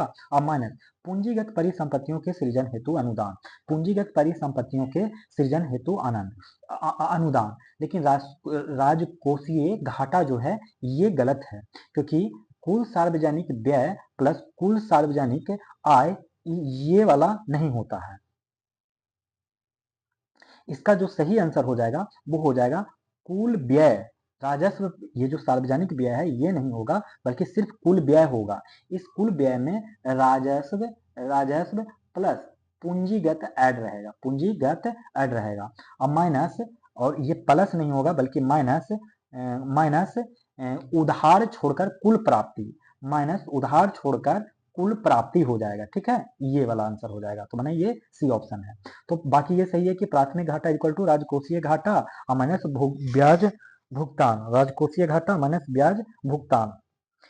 अब 58 नंबर में देखिए, ये फिर से यहाँ पे क्या हो गया, प्रश्न हो गया। ठीक है, इसमें देखिए क्या कह रहा है, क्वेश्चन पढ़िए। कह रहा है कि यहाँ प्रश्न जो दिया गया है 5 3 अंकी संख्याओं पर आधारित है, मैंने 1 2 3 4 5 नंबर दिया गया। कह रहा है प्रत्येक संख्या के पहले अंक में 2 जोड़िए। तब पहला अंक जोड़िए, और पहला अंक में जोड़िएगा तो पहला ये जो ये नंबर है वो पहला अंक में, इसके पहला अंक यानी 3, 3 में कह रहा है 2 जोड़ दीजिए तो 584 बन जाएगा। दूसरा बन जाएगा 8 7 3 बन जाएगा। दूसरा 7 4 3 बन जाएगा। दूसरा 4 3 6 बन जाएगा। दूसरा 9 4 1 बन जाएगा। ठीक है, फिर कहता है तो कितनी संख्या पहले अंक दूसरे अंक से पूरी तरह विभाजित हो जाएगी। मतलब ये जो 5 देख रहे हैं पहला अंक, इसके जो दूसरे अंक से पूर्णतः विभाजित हो जाएगी। क्या 5/8 पूर्णतः विभाजित है, नहीं, यानी ये ऑप्शन नहीं होगा। 8/7 पूर्णतः विभाजित है, नहीं, ये भी ऑप्शन नहीं होगा। फिर क्या 7/4 पूर्णतः विभाजित है, नहीं। 4/3 पूर्णतः विभाजित है, नहीं। 9/4 पूर्णतः विभाजित है, नहीं। मैंने कोई विभाजित नहीं है, तो इसका ऑप्शन क्या हो जाएगा, 0, मैंने कोई भी विभाजित नहीं है। ठीक है, इसका मतलब इसका कोई बी ऑप्शन हो जाएगा। अभिलक्षणा गैस समीकरण, अभिलाक्षणिक गैस समीकरण जो कि होता है पीवी इक्वल टू एनआरटी, किस गैस के लिए सही प्रकार से लागू होता है। तब वो हो जाता है आदर्श गैस। किसके लिए, आदर्श गैस के लिए। तो हम लोग देखेंगे अगला 60 नंबर प्रश्न। 60 नंबर में कह रहा है, मिलाने कह रहा है। तो देखिए एक तरफ उपनाम है और एक तरफ खिलाड़ी है। तो द सिक्किम स्नाइपर किसको कहा जाता है, तो बाईचुंग भूटिया को। सिक्किम स्नाइपर बाईचुंग भूटिया को कहा जाता है। ब्लैक पर्ल किसको कहा जाता है, पेले को। पेले को ब्लैक पर्ल कहा जाता है। और सुपर कैट किसको कहा जाता है, क्लाइव लॉयड को। क्लाइव लॉयड को क्या कहा जाता है, सुपर कैट। 360 डिग्री कहा जाता है एबी डिविलियर्स को। तो इस प्रकार से ऑप्शन हमारा ए हो जाएगा। 62 नंबर का, सॉरी 61 नंबर का प्रश्न देखते हैं कि भारतीय संविधान के उपबंधों के अनुसार निम्नलिखित में से कौन सा कथन सही है। तो बताइए कि कौन सा कथन इसमें से आप लोग को सही नजर आ रहा है। तो वो हो जाएगा ऑप्शन डी, समवर्ती सूची पर विधि बनाने की शक्ति एवं राज विधायिका दोनों को है। ठीक है, समवर्ती सूची पे दोनों को है। 62 नंबर का प्रश्न देखते हैं। तो 62 नंबर का प्रश्न कह रहा है, अच्छा एक चीज और इसी में आप लोग को हम याद करवा देते हैं ताकि आप लोग भटकिएगा मत। कह रहा है कि तीन तरीके का सूची आप लोग को पता ही होगा कि एक होता है संघ सूची, एक होता है राज सूची और एक होता है समवर्ती सूची। ठीक है, समवर्ती सूची होता है। अब मामला क्या है कि पहले जो संघ सूची के जो विषय थे ना 97 थे, राज सूची के पहले विषय थे 66 और अभी में समवर्ती सूची के विषय हैं 47। लेकिन वर्तमान में इसकी स्थिति बदल गया है, 100 अभी है संघ सूची में और जो पहले 66 हुआ करता था अब वो 61 है और इधर 52 है समवर्ती सूची का विषय। ठीक है, ये विषय है, तो आप ये पॉइंट याद रखिएगा। हम लोग 62 नंबर के प्रश्न में देखेंगे तो पाएंगे कि एक फ्यूज तार में मुख्य रूप से क्या होना चाहिए, तो वो होना चाहिए अल्प गलनांक और उच्च प्रतिरोध। क्या होना चाहिए? अल्प गलनांक और उच्च प्रतिरोध। कह रहा है कि a plus b equal to 25, तो a माइनस बी का होल स्क्वायर 26 है, तो a और b के गुणनफल का मान ज्ञात करिए। मतलब कुल मिला के a और b का वैल्यू पूछ रहा है। तो देखिए a प्लस बी का कितना वैल्यू हो गया? 24 हो गया ना। अब यहाँ और दूसरा क्या दिया हुआ है? a माइनस बी का होल स्क्वायर का 268 हुआ है, तो ए बी का वैल्यू पूछ रहा है। तो आपके पास तो ये वाला तो फॉर्मूला होगा ही कि a प्लस बी का whole square is equal to a minus b का होल स्क्वायर प्लस 4ab।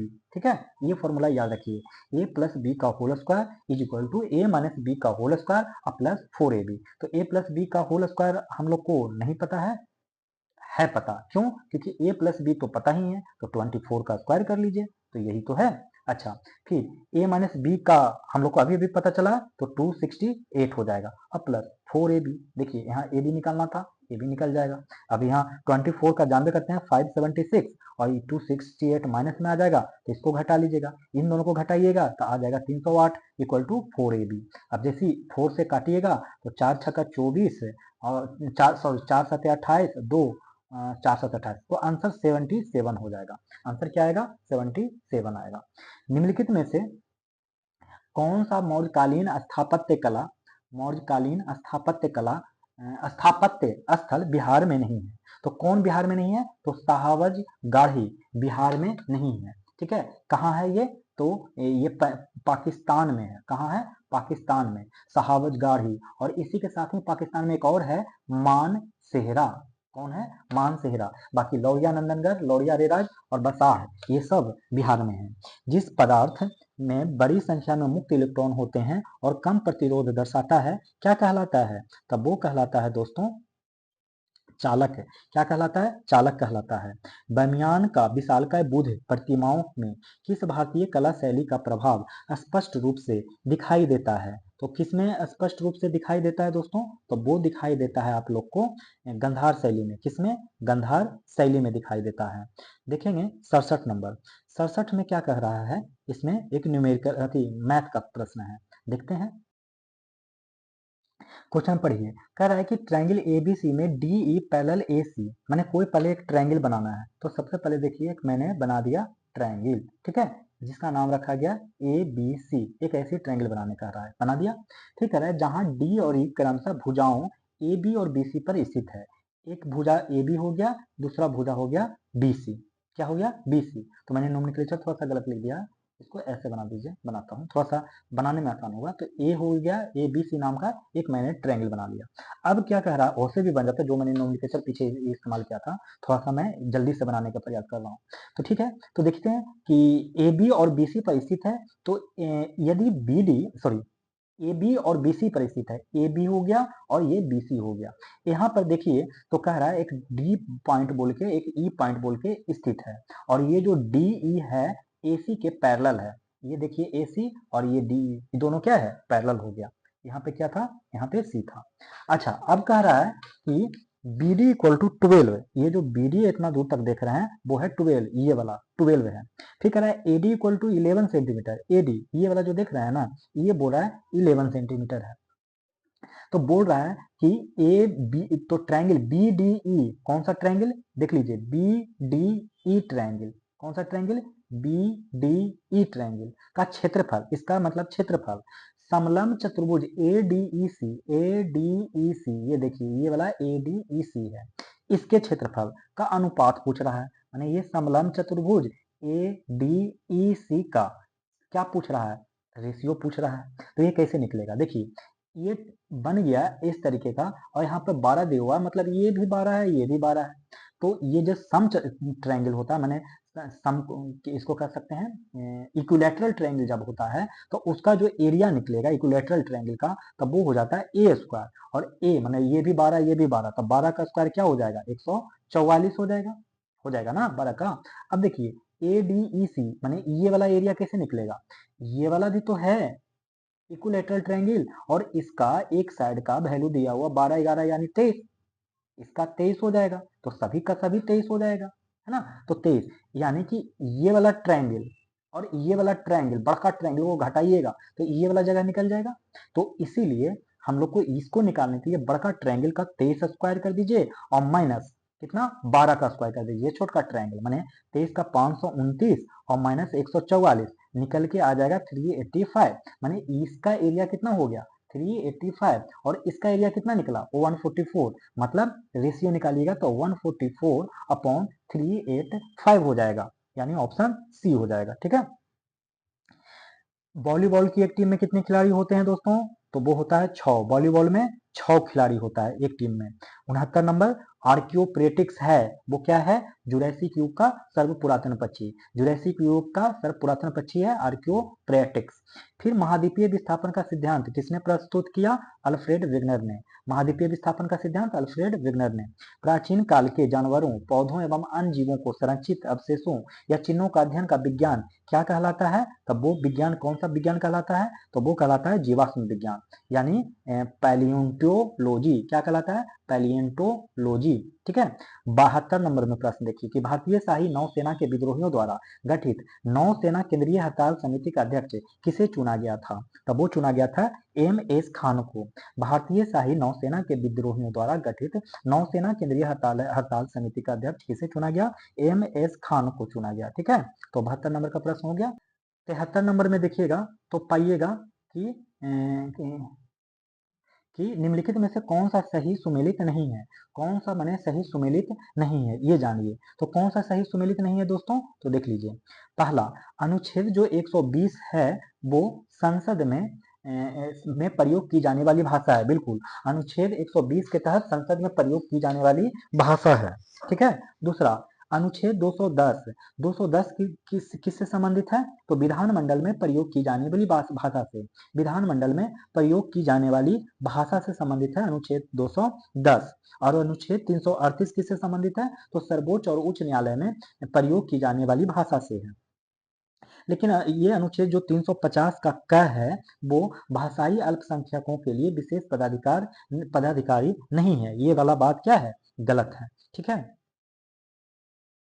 क्योंकि 350 का क होता है प्राथमिक स्तर पर मातृभाषा में शिक्षण के लिए सुविधाएं देता है। क्या देता है, प्राथमिक स्तर पर मातृभाषा में शिक्षण के लिए सुविधाएं का प्रावधान अनुच्छेद 350 का क करता है। अब ये बताना धातु के बारे में निम्नलिखित पर विचार कीजिए और कौन सा कथन सही नहीं है, ये आप लोग को क्या करना है, बताना है। तो देख लीजिए कौन सा कथन सही नहीं है। पहला कह रहा है धातु इलेक्ट्रॉन त्याग करके धनायन बनाने की प्रवृत्ति रखते हैं, ये तो बिल्कुल ही सही है। कह रहा है कि सबसे भारी धातु लिथियम है, ये बिल्कुल नहीं, क्योंकि सबसे भारी धातु जो होता है ओस्मियम होता है। कौन होता है, ओस्मियम। और जबकि लिथियम सबसे हल्की धातु होता है। कोई पूछे भारी धातु ओस्मियम OS और सबसे हल्की धातु लिथियम LI, तो ये पॉइंट भी गलत हुआ।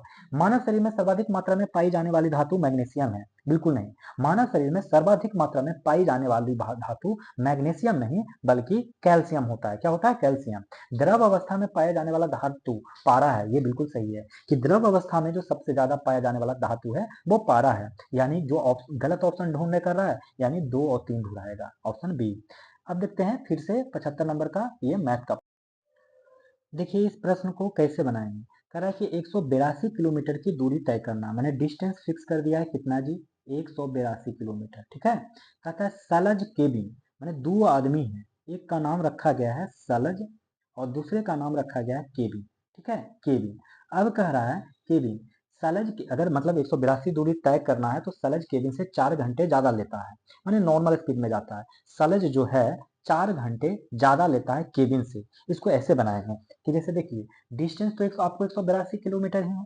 अभी इसको चलना है सलज को, तो सलज क्या चलेगा, माने ये टाइम के बारे में बात कर रहा है, जब टाइम टाइम ऐसा हो तो जैसे देखिए स्पीड इक्वल टू क्या होता है फॉर्मूला, डिस्टेंस बटा टाइम। हम लोग को टाइम दिया हुआ है तो फिर डिस्टेंस बाई स्पीड, ठीक है।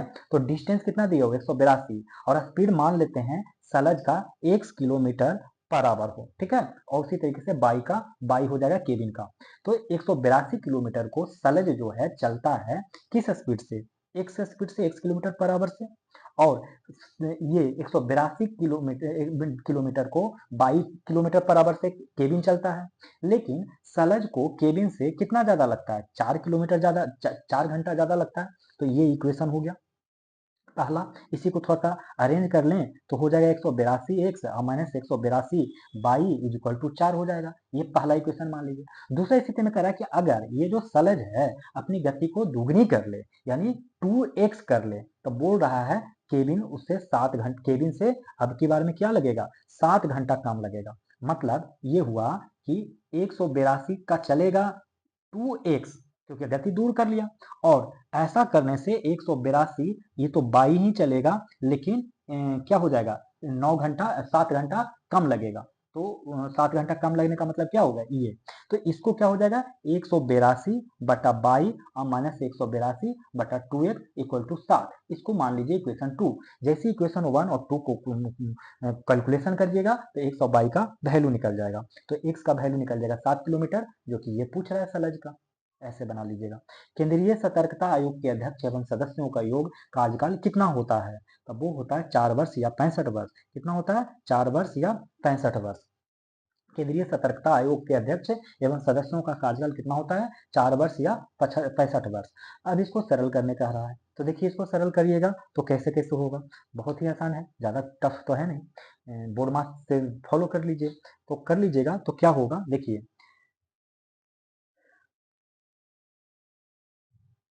इसको ऐसे निकालिए, टू, ये टू है, इसको ये ब्रैकेट, इसको ओपन कीजिए, टू टू से कट गया तो ये हो गया 2x² और माइनस 21x और प्लस 15 हो गया। फिर माइनस इसको रख लीजिए, मल्टीप्लाई 4 को अंदर कर लीजिए तो 4x² प्लस 20x और माइनस 60 हो जाएगा। फिर देखिए अब इसको 2 को अंदर करिए तो 4x² और माइनस 21 दूनी 42x और प्लस 15 दूना 30। और इधर देखिए, इधर ये ऐसे होगा तो अब माइनस को हटा दीजिए। जैसे माइनस को हटाइएगा तो -4x² और -20x और प्लस 60 हो जाएगा। फिर इसको कैलकुलेशन करिएगा तो 4x² और -42x और प्लस 30, सॉरी, इसको पूरा कैलकुलेशन करिएगा तो हो जाएगा कि -62x माइनस 62x और प्लस 90। क्यों, क्योंकि ये x देख रहे हैं, ये x देख रहे हैं। इसको कैलकुलेट करिएगा तो 40, 42 और 20 62, और ये -4x और ये +4x कट जाएगा, और ये 30 और 60 90 डिग्री। यानी answer minus A option, sorry A नहीं होगा, बी हो जाएगा, -62x और plus 90, C option, C option. ठीक है। तो नाभिकीय रिएक्टर और परमाणु बम में यह अंतर है, क्या अंतर है परमाणु बम और नाभिकीय रिएक्टर में, तो आप लोग को ये तो बहुत ही आसान सवाल मिल गया आप लोग को। तो बताइए क्या होगा। ये है नाभिकीय रिएक्टर में श्रृंखला अभिक्रिया नियंत्रित होती है, नाभिकीय रिएक्टर में श्रृंखला अभिक्रिया नियंत्रित होती है, जबकि परमाणु बम में अनियंत्रित होती है। भारत में जैविक कृषि को बढ़ावा देने हेतु राष्ट्रीय जैविक खेती परियोजना कब प्रारंभ हुई, तो 2004 में। कब प्रारंभ हुई, 2004 में हो गया। ठीक है। 80 नंबर में देखिए, 80 नंबर क्या कह रहा है, इसमें कूट से पूछ रहा है, कूट में बताने कह रहा है, 80 नंबर के कूट से बताने कह रहा है। तो देख लेते हैं क्या क्या आंसर होगा इसमें। यह आर्थिक क्रियाकलाप के अंतर्गत तृतीय क्षेत्र में सम्मिलित है। तृतीय क्षेत्र में बैंकिंग भी सम्मिलित होता है, स्वास्थ्य भी, शिक्षा भी, संचार भी, यानी ऑल ऑफ द एबव हो जाएगा। तो 80 हो गया। अब 81, इसमें 80 का आंसर हो जाएगा ऑल ऑफ एबव। हरी घास पत्तियां आदि में कौन सा अम्ल पाया जाता है, तो कौन सा अम्ल पाया जाता है ये पूछे तो बताइएगा ऑक्जेलिक अम्ल। क्या कौन सा अम्ल, ऑक्जेलिक अम्ल पाया जाता है। ठीक है। अब 82 नंबर का प्रश्न देखिए क्या कह रहा है। कि उस समुच्चय का चयन करना है जिसमें संख्याएं उसी प्रकार संबंधित है जैसे निम्नलिखित समुच्चयों की संख्याएं सम्मिलित है। तो देख लीजिए इसमें कैसे बनेगा।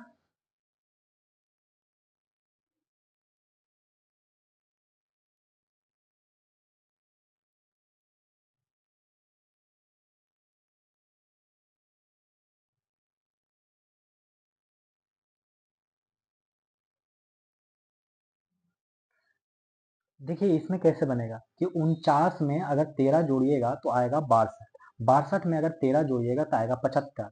ये देखिए 35 में 13 जोड़िएगा तो आएगा 48, 48 में 13 जोड़िएगा तो आएगा 61। इसी तरीके से ऑप्शन ढूंढने चलिएगा तो इस ऑप्शन को ढूंढिए। 66 में 13 जोड़िए 79, 79 में 13 जोड़िए तो 92। ठीक है, ये होगा 83 नंबर का। देखिए इसमें भी कुट कुट के बारे में बोल रहा है, कुट से मिलान करने का रहा है। तो इसके ऑप्शन देख लेते हैं क्या है।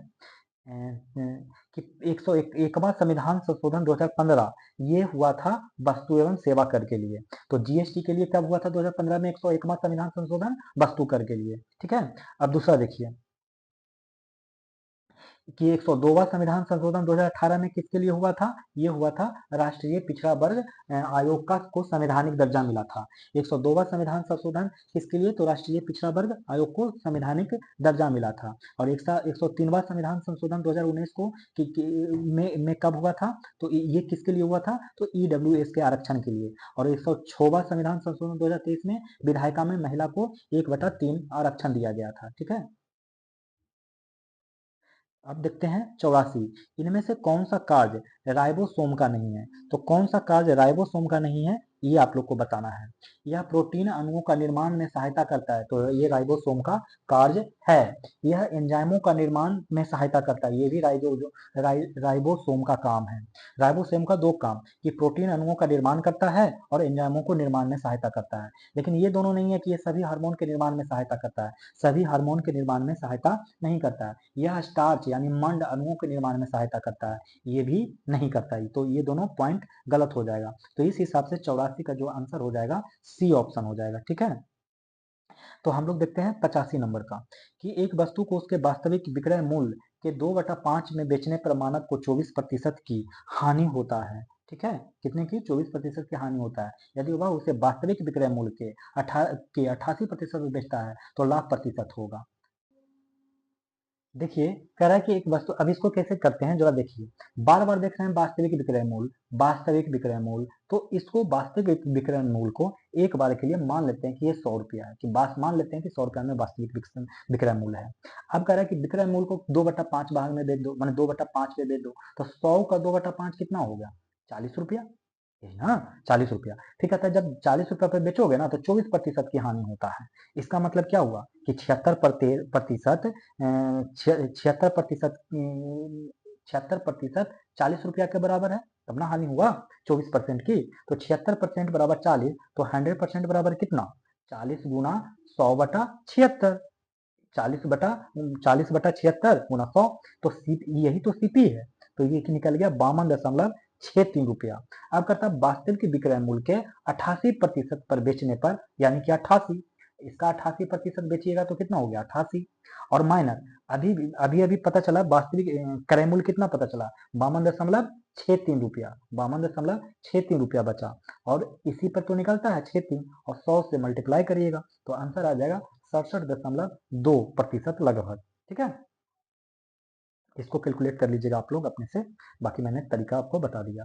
86 नंबर के देखिए कि ज्वालामुखी उद्गार की प्रक्रिया में निकले चट्टानों के बड़े बड़े टुकड़ों को क्या कहा जाता है, तो वो कहा जाता है ज्वालामुखी बम। क्या कहा जाता है, ज्वालामुखी बम। ठीक है, नेक्स्ट प्रश्न कह रहा है कि निम्नलिखित में से कौन सा नीतिगत कटौती प्रस्ताव का मुख्य उद्देश्य होता है। तो नीतिगत कटौती का मुख्य प्रस्ताव का मुख्य उद्देश्य जो होता है वो होता है सरकार की किसी विशेष नीति के प्रति अपनी असहमति व्यक्त करना। सरकार की किसी विशेष नीति के प्रति अपनी असहमति व्यक्त करना, ये होता है नीतिगत कटौती प्रस्ताव का मुख्य उद्देश्य। ब्लू वाटर पॉलिसी अथवा शांत जल की नीति किसने शुरू किया था, तो वो किया था अल्फांसो डी अल्बुकर्क नहीं, फ्रांसिस्को डी अल्मीडा ने। किसने शुरू किया था, फ्रांसिस्को डी अल्मीडा ने। ठीक है, निम्नलिखित में से कौन सा युग्म सुमेलित नहीं है? तो देख लीजिए कौन सा युग्म सुमेलित नहीं है। पंचमढ़ी क्या छत्तीसगढ़ में है? नहीं, पंचगढ़ी जो जैव मंडल है वो छत्तीसगढ़ में नहीं है। तो वो कहाँ है? ये भी बताने वाली बात है। ये मध्य प्रदेश में है। कहाँ है? मध्य प्रदेश में। मन्नार की खाड़ी तमिलनाडु, नोकरेक मेघालय, शीत मरुस्थल हिमाचल प्रदेश। 90 में देखिए एक तरफ कुषाण शासक है, दूसरी तरफ उसकी विशेषता है, इसको बताने का रहा। तो देखिए इसमें क्या हो जाएगा, कुजूल कैडफिशियस है वो कुषाण वंश का संस्थापक था, स्थापना किया था। कुजूल कैडफिशियस कुषाण वंश का स्थापना किया था। और भीम कैडफिशियस जो है वो स्वर्ण मुद्रा चलाया था। भीम कैडफिशियस स्वर्ण मुद्रा चलाया। कनिष्क जो है, कनिष्क बौद्ध धर्म का संरक्षण था। और हुविस्क क्या था? तो हुसकपुर नगर की स्थापना, हुसकपुर नगर की स्थापना हुविस्क ने किया। विश्व का सबसे बड़ा भ्रंश घाटी कौन सी है? तब वो कौन सी विश्व का सबसे भ्रंश घाटी कौन है? तो अफ्रीका का महान भ्रंश घाटी, महान भ्रंश घाटी। अब निम्नलिखित कथनों पर विचार करिए और विचार करके बताइए कि इनमें से कौन सा कथन सही है, क्या गलत है। प्रथम आंग्ल सिख युद्ध लाहौर की संधि के साथ संपन्न हुई थी क्या? हाँ जी, ये हुआ था, कथन सही है। ये जो प्रथम आंग्ल सिख युद्ध हुआ था वो 8 मार्च 1846 को हुआ था, जो कि लाहौर के संधि से खत्म हुआ था। ठीक है। दूसरा कह रहा है कि कारण कह रहा है कि प्रथम आंग्ल सिख युद्ध के पश्चात डलहौजी ने पंजाब को अंग्रेजी राज में विलय कर लिया। नहीं, ऐसा नहीं हुआ था। ठीक है, ये गलत बोल रहा है। तो ये 92 का ए होगा सही, अर्थात डी ऑप्शन ये सही और गलत है। अब यहाँ पे आपस में बदलने कह रहा है कि प्लस को माइनस में बदल दीजिए, गुणा को भागा में बदल दीजिए। अब तो फिर पूछ रहा है प्रश्न चिन्ह की जगह पे क्या होगा, तो बदल दीजिए। 25 हो गया, भागा, भागा को किस चीज में बदलना है? गुणा में। 6 माइनस को बदलना है प्लस में। 8 प्लस को बदलना है माइनस में। 20 गुणा को बदलना है भागा में। 4 पूर्ण मार्क्स लगा दीजिए। ये यहाँ तक का आंसर 4 भाग 20 भागा 4 हो जाएगा 5, और ये वाला हो जाएगा 150। तो 150 प्लस 8 और माइनस 5, तो 150 यानी 158 और माइनस 5 यानी 153 हो गया। 93 का आंसर। 94 की तरफ बढ़ते हैं। 94 में कह रहा है कि सूची 1 को सूची 2 से मिलान करिए। तो ब्लीचिंग पाउडर का जो अनुप्रयोग है, इसका जो प्रयोग होगा वो विरंजन में होता है। ब्लीचिंग पाउडर का यूज विरंजन में।